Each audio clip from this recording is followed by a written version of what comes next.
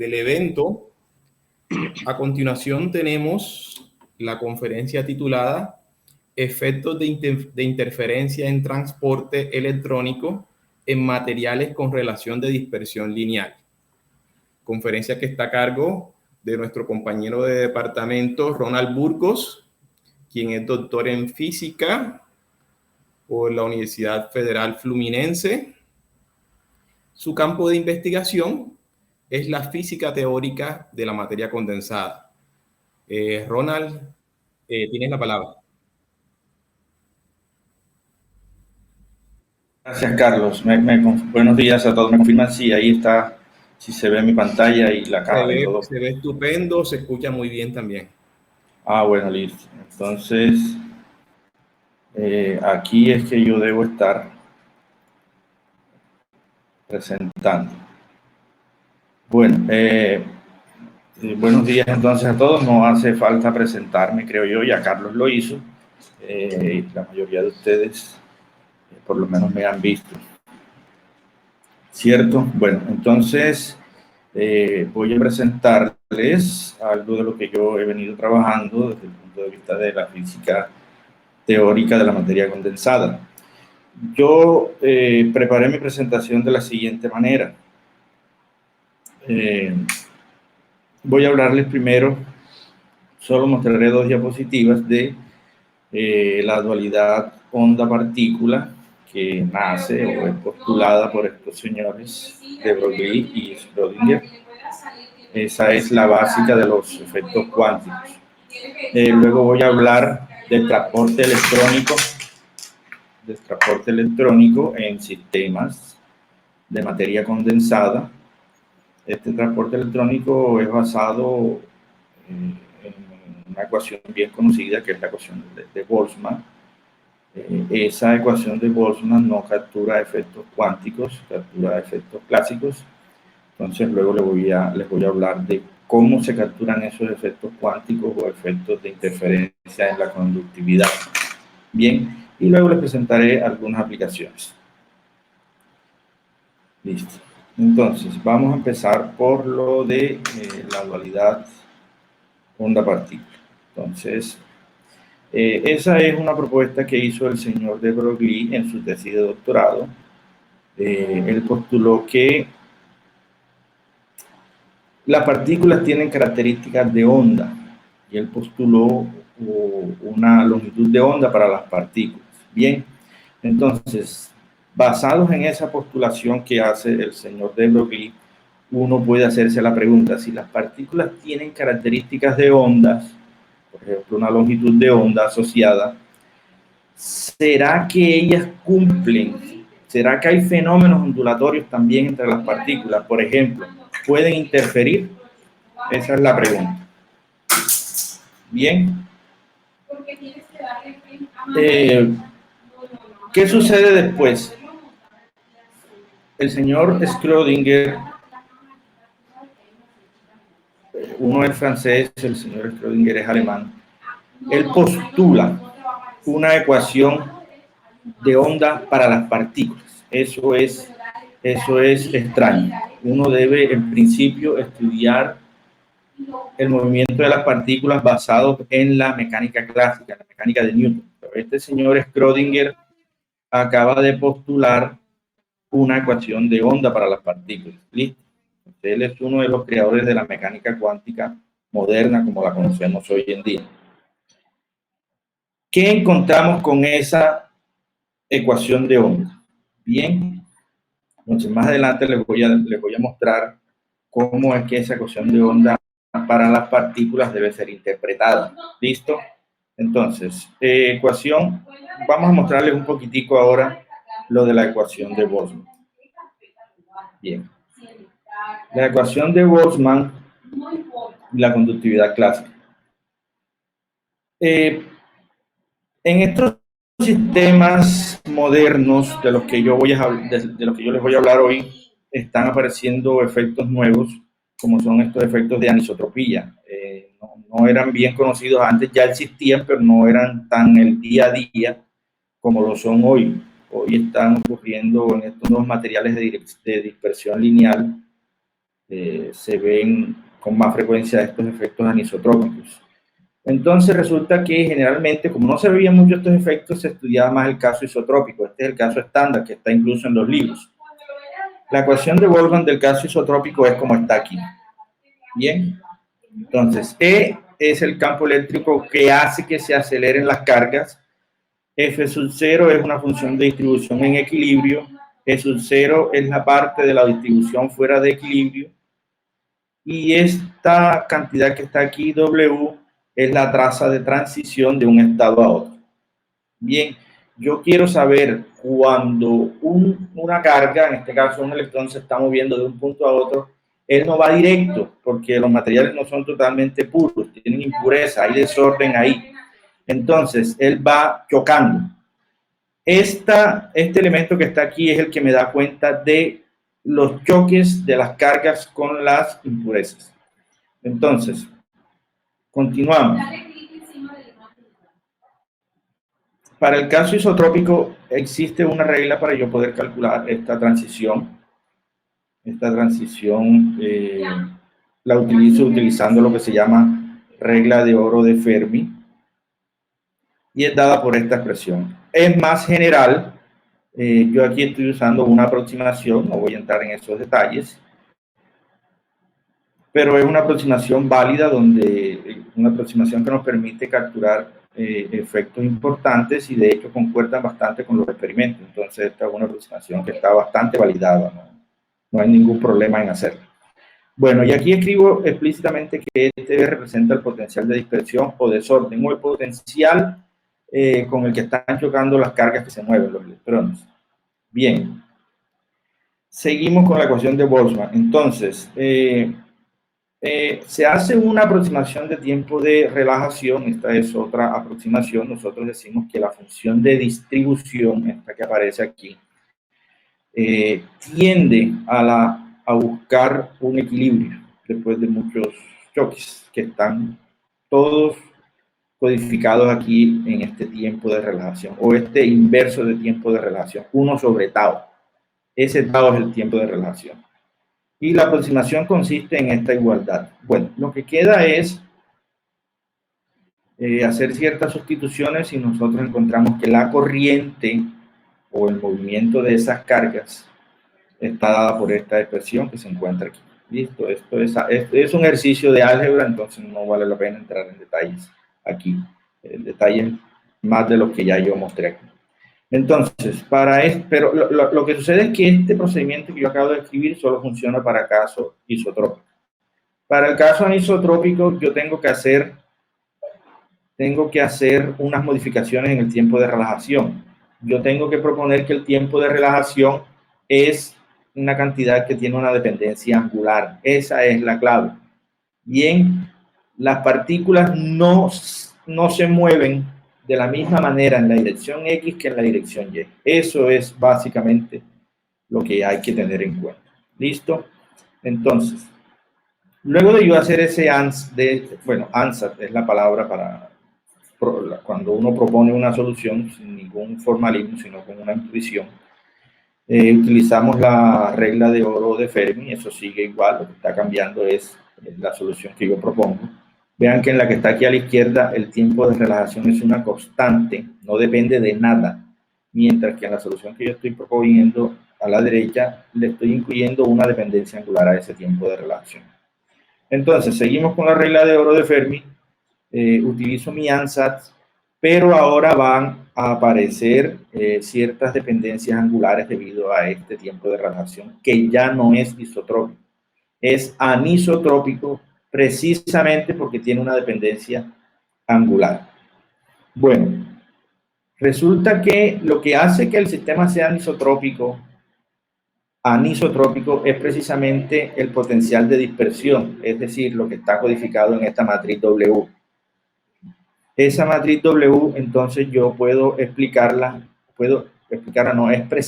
en términos de cantidades que dependen de estos ángulos. Entonces son cantidades, es una expansión que uno llama expansión en armónicos.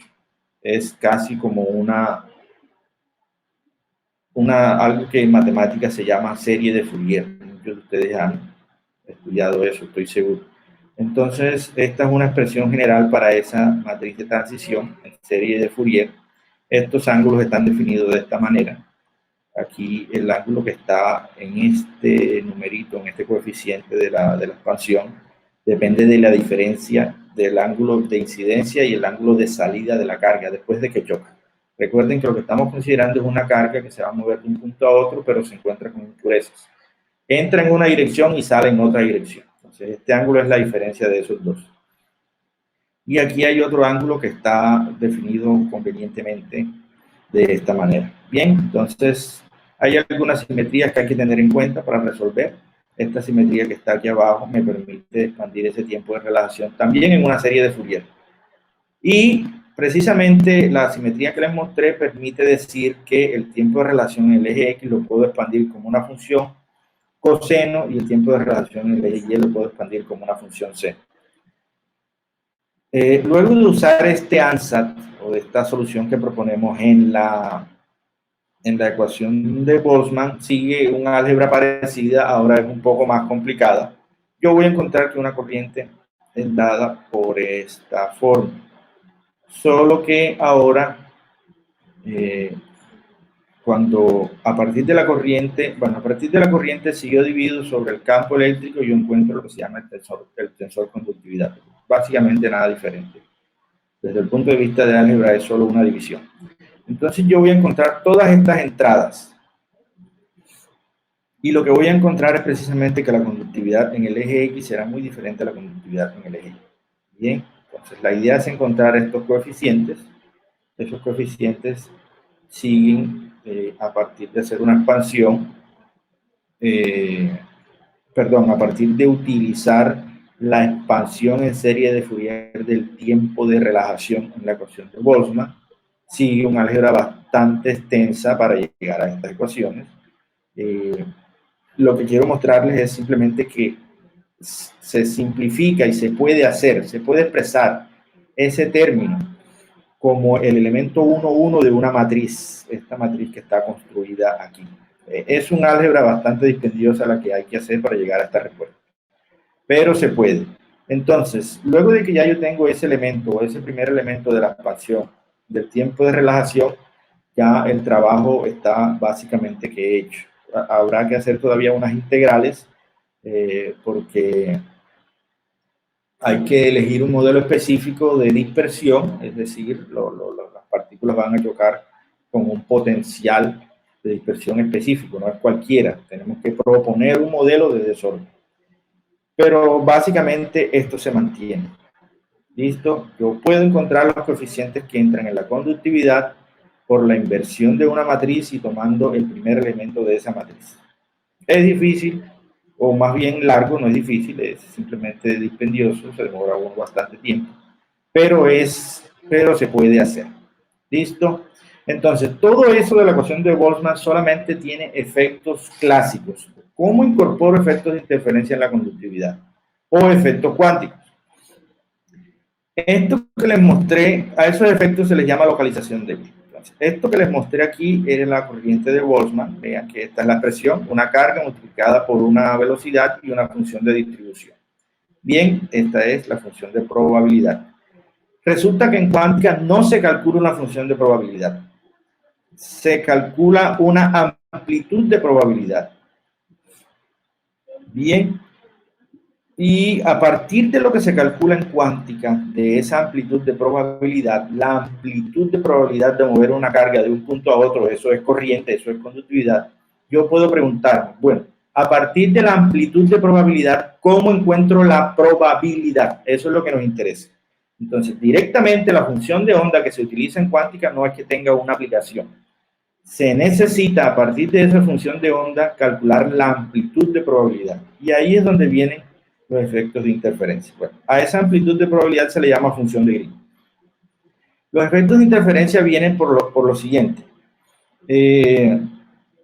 La función de Green, que está relacionada con la amplitud de probabilidad o aquella función de onda que encontramos, la podemos escribir como una sumatoria de amplitudes de probabilidad. ¿Listo? Entonces vamos a suponer que estas amplitudes yo las llamo A1, A2 y sigue. A3, A4, A5, etc. Resulta que la conductividad está relacionada con el módulo cuadrado de esta función de Green. Esa es la probabilidad. Voy a retomar. En cuántica se calcula una amplitud de probabilidad. Para calcular, para hacer cálculos de conductividad necesitamos una probabilidad. Son dos cosas diferentes. Amplitud de probabilidad y probabilidad. ¿Cómo se encuentra la probabilidad? Tomando el módulo cuadrado. El módulo cuadrado quiere decir multiplicar un número por su complejo conjugado. Son complejos. Cuando yo hago ese producto, ustedes deben darse cuenta, es decir, si yo hago esto entre un paréntesis y lo multiplico por el mismo, me van a aparecer términos como A1 por A1, aquí está. A2 por A2, aquí está. Pero también me van a aparecer términos cruzados, A1 con A2. Bueno, resulta que estos términos A1 por A1, A2 por A2, y si existen otros, saldrían aquí A3 por A3, A4 por A4. Todos esos términos están relacionados con la parte clásica. Los términos cruzados son los que están relacionados con la interferencia. Estos términos cruzados no se pueden calcular desde el punto de vista clásico, hay que utilizar la cuántica. Bueno, entonces es lo que les muestro aquí. Esta es la conductividad de Boltzmann, está relacionado con los puntos con las amplitudes que no son cruzadas. Desde el punto de vista cuántico, reproducimos los efectos clásicos utilizando estos diagramitas que están aquí. Estos son unos diagramas que se inventó un señor que se llama un premio Nobel, el señor Feynman, Richard Feynman, y él encontró la manera de dibujar ecuaciones. Básicamente es eso. En estos diagramas, cada una de estas, una línea representa una función de Green, esta bolita blanca que está aquí representa la velocidad, y cada elemento tiene una representación. Entonces, yo puedo escribir una ecuación a partir de estos diagramas. Listo, entonces estos diagramas representan la parte clásica y estos diagramas representan la parte cuántica, los efectos de interferencia. Bien, aquí es donde entra la mecánica cuántica. Todos estos elementos cruzados no son fáciles de calcular, pero ya hay mucha gente que ha hecho el trabajo por nosotros. Es más fácil estudiar lo que otro hizo y entenderlo, ¿no?, que crearlo desde el principio. Y básicamente es eso. Entonces, esa conductividad puede ser expresada como una suma de elementos de interferencia entre amplitudes de probabilidad. ¿Cómo interfiere la amplitud de probabilidad 1 con la amplitud de probabilidad 2, etcétera, etcétera? Y de hecho es una sumatoria, son muchas. Esa suma, lo que yo mostré aquí de forma discreta, se convierte en una integral. Listo, entonces, las motivaciones para esos efectos cuánticos, hay muchas. Yo escogí una aquí, que fue en un material de dispersión lineal llamado grafeno. En ese material, cuando ese material se deposita sobre otro material para poder estudiar sus propiedades, se presentan ondulaciones. Esas ondulaciones van a tener un efecto local, un efecto de desorden local. Y la idea es esa, se estudió ese efecto de desorden. Aquí este es un resultado experimental. Este resultado muestra cómo cambia la conductividad cuando están los efectos cuánticos y cuando no están los efectos cuánticos. Entonces, la conductividad cuando no hay efectos cuánticos está dada por esta figura en azul. Aquí hay un campo magnético igual a 0. Y el cambio que se presenta cuando yo quiero rescatar la parte cuántica del sistema está mostrado aquí en esta parte roja. El efecto del campo, de incluir un campo o no, es quebrar los efectos de interferencia o quebrar lo que uno llama asimetría de inversión temporal. Son cosas que están relacionadas. La interferencia y la inversión temporal desde el punto de vista de mecánica cuántica o de transporte, no voy a hablar de mecánica cuántica en general, de transporte electrónico, de los efectos de interferencia en transporte electrónico, están relacionados. Entonces, si yo quiero quitar esos efectos de interferencia, yo puedo colocar un campo magnético. Esa es una forma. Hay varias formas de quitar los efectos de interferencia. Puede ser con interacción entre electrón y electrón, e interacción del electrón con las vibraciones de la red y otra clase de efectos que eliminan esa interferencia. Aquí en este artículo se escogió eliminarlo por un campo magnético externo. ¿Listo? Entonces, los comentarios que tengo finales para ustedes es el siguiente. Se han estudiado, aquí en este paper que les mostré, se estudió el efecto de dos tipos de campo magnético aleatorio. Bien, se estudiaron efectos de interferencia y su relación con un campo magnético externo. Eso fue lo que se estudió aquí. Se colocó un campo magnético externo al sistema y se vio este cambio. ¿Qué hace falta por hacer? Incluir efectos de interferencia y su relación con pseudocampos.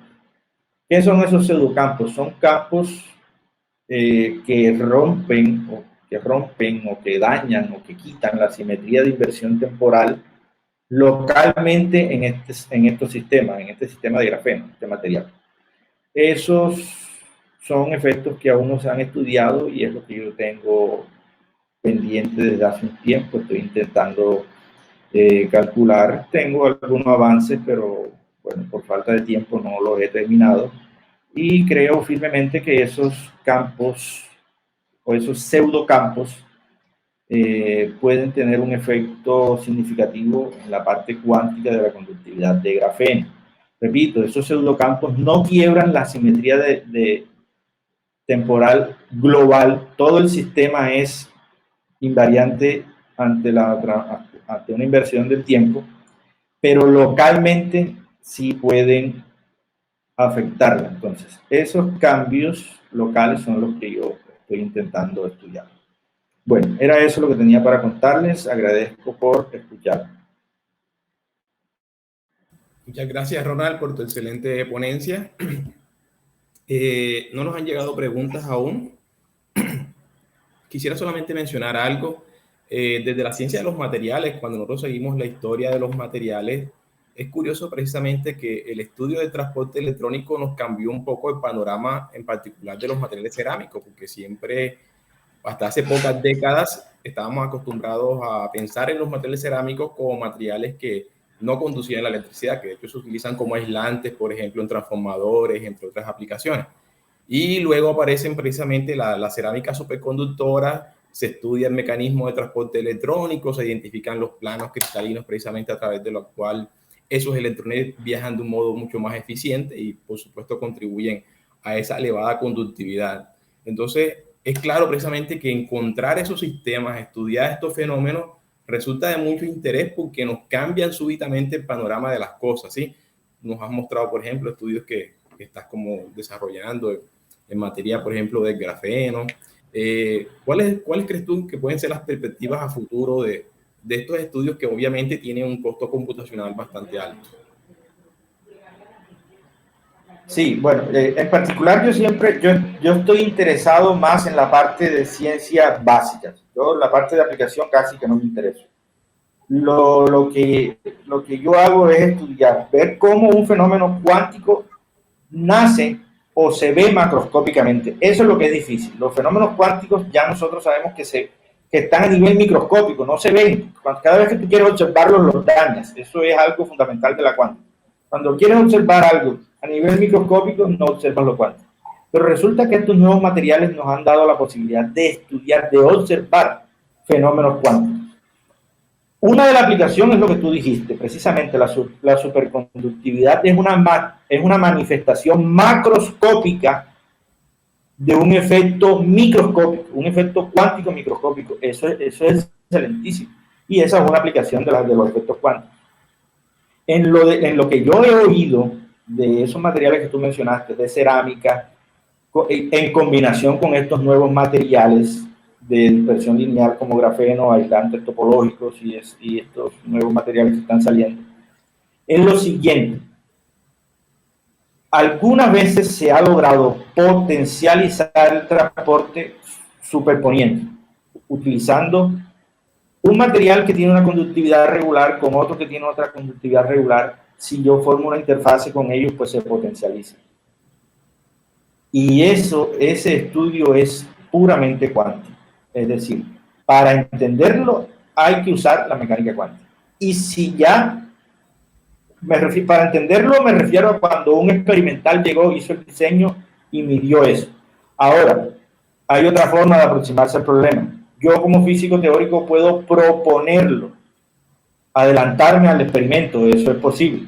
Para yo adelantarme al experimento y decirle al experimental, oye, si tú utilizas estos dos materiales de esta manera, porque ahora hasta la ubicación, lo que tú decías de los planos, hasta la ubicación de la superposición de dos materiales o incluso del mismo material con el mismo, tiene efectos en transporte. Entonces, eso se hace utilizando pura mecánica cuántica desde el punto de vista teórico. La aplicación es predecir, adelantarse al experimento o explicar